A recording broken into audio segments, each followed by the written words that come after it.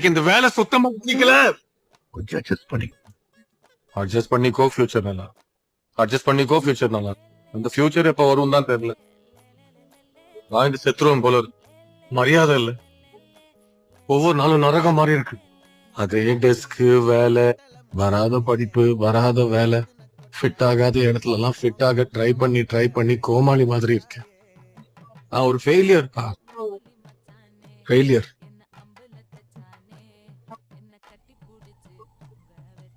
உங்களுக்கு தெரியாதுப்பா. நீங்க சொல்ற மாதிரி இருக்க முடியாம, நான் நினைச்ச மாதிரியும் நடந்துக்க முடியாம அது நரகம்.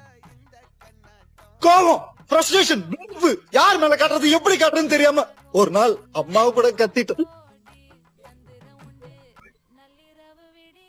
நில அம்மா என்கிட்ட பேசுறதே விட்டுட்டாங்க.